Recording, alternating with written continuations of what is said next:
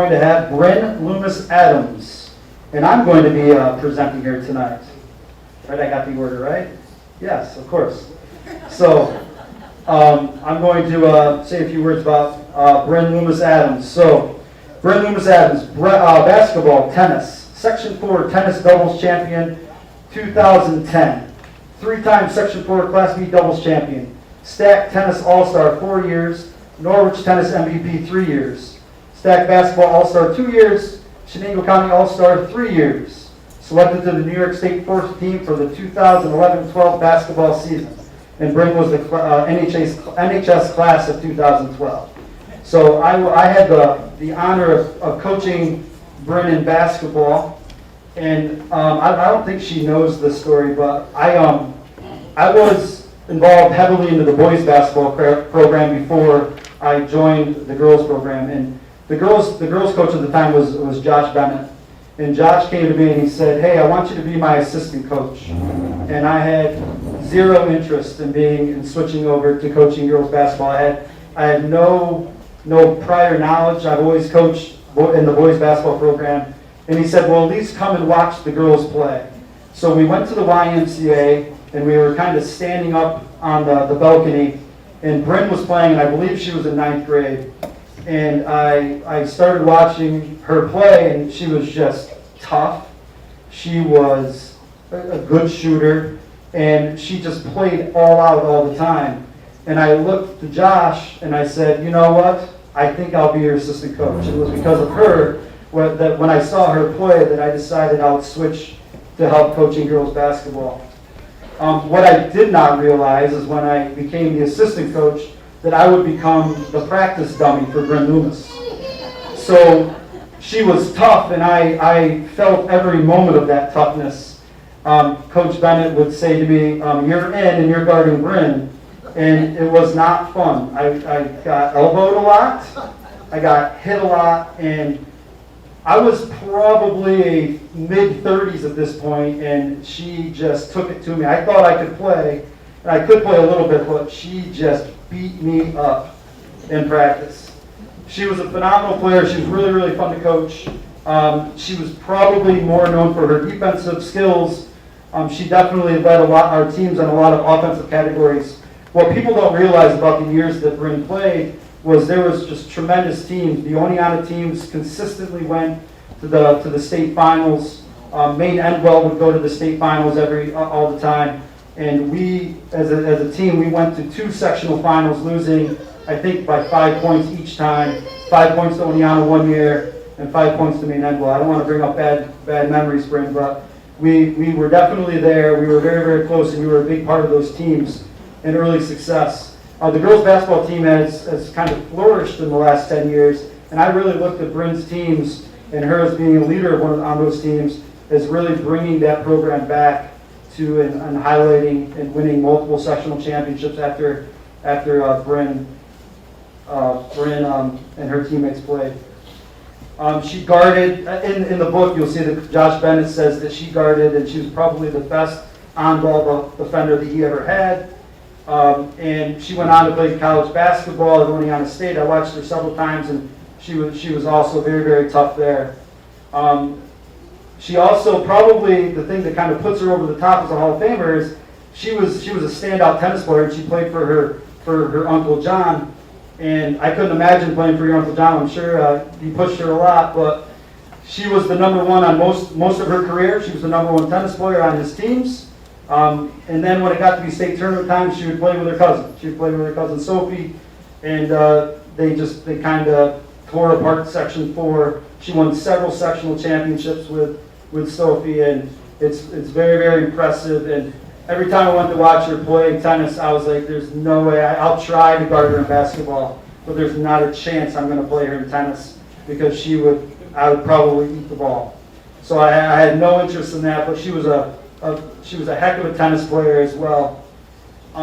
She would do anything she could to win. She would do anything you asked. It was funny. Later on in her career, a lot of her and her friends would end up in my classroom, and we would play board games together.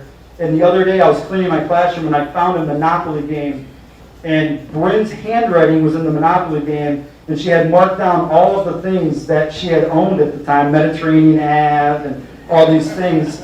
And she was keeping track to make sure that when the lunch bell was over, that we came back the next day, that we weren't like cheating her or anything, to make sure that she was going to win the Monopoly game. So Bryn, the Monopoly board is ready if you ever want to come back, and I still have your notes. We're not starting over.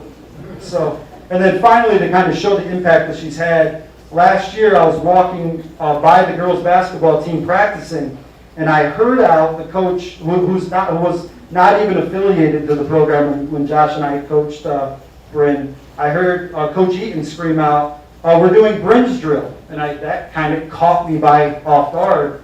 And because Bryn's been gone now for 11 years, so I stopped and I walked into the gym, and oh boy, did it bring back memories. It was this 5-minute all-out hustle layup drill. Basically, you had to score like essentially 100 points in 5 minutes. If not, you had to do it again and again and again. She probably remembers the drill. It was painful. So she still has a drill named after her in the girls' basketball program. So that's just what the kind of career she had. She's still remembered as one of the best female athletes in the last 20 years. So without further ado, she's here to accept her award tonight. So congratulations, Bryn. It was an honor to coach you. Come on up and don't say anything bad about me. I'd first like to congratulate all the inductees tonight. It's truly an honor to be recognized alongside of all of you. I'd also like to thank the entire committee, and specifically Rich Turple, for the time and effort that it takes to make tonight happen, for a voluntary contribution. I know it's no feat to sift through and collect the data for nominations, and it doesn't go unnoticed. And believe me, I've heard about it through John. A lot of data pulls. Turnbull, you've always been the type of person that you look to find humor in a storm, and what an important role that was to me in my career. Thank you. Now I know why you asked for my autograph all those years ago. That being said, I can't help myself still feeling a bit shocked that I'm standing here before you all tonight. When I look back at my high school career, I was never one to fixate on the numbers and never considered mine overly shiny. I've always been a win-or-lose type player, finding myself evaluating games and matches by the small details that tend to go unnoticed on the stat sheet. That's where I like to live. Competition has always been a form of communication for my family. It's common ground for a lot of us. My grandparents nurtured an environment centered around games, and it certainly felt like a prerequisite to play tennis, or at the very least try it. You can ask my mom about that one. My grandfather, a legacy to walk behind, said a lot without saying anything at all. He embodied the ability to win quietly and to lose even quieter. I'll be the first to admit that I don't always practice that motto. Just ask my husband. I'm shocked we're still married after a few simple games of Yahtzee.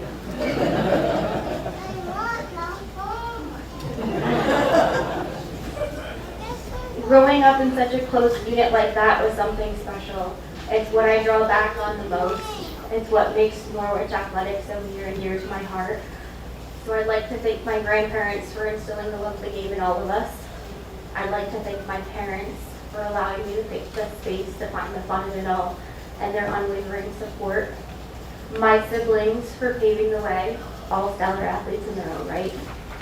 I'd like to thank my aunts and uncles for being the greatest of teachers and contributing to such a priceless childhood. I'd like to thank my cousins for being the fiercest competitors, my coaches and teammates for their passion, patience, and dedication. And most of all, I'd like to thank Sophie, my partner in crime through it all, for none of this would be possible without her. This honor is as much mine as it is all of yours. Thank you.